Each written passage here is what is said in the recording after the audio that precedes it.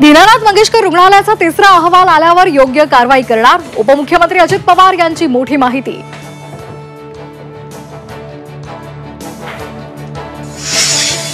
Tahawwur राणाचे NIA करणार सकाळी 10 वाजता चौकशीतून मुंबई हल्ल्याचं सत्य समोर येणार, तर राणाला 18 दिवसांची एनआयए कोठडी।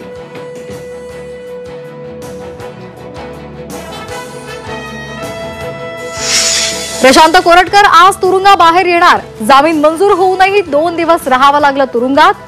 कोल्हापुरातील कळंबा जेलमधून होणार सुटका।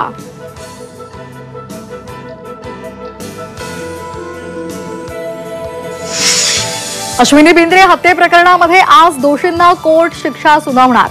पोलीस अधिकारी अभय कुरुंदकर आणि त्याच्या 2 साथीदारांना पनवेल कोर्ट काय शिक्षा सुनावतं याकडे राज्याचं लक्ष।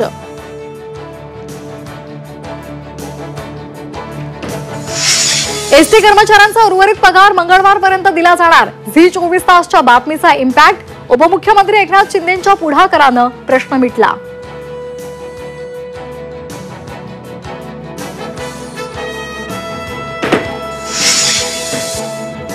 राज्यात नंदुरबार सर्वाधिक उष्ण, पारा 45.3 अंश सेल्सिअसवर, तर जळगाव आणि अकोल्याचं तापमान हे 43 अंश सेल्सिअसवर।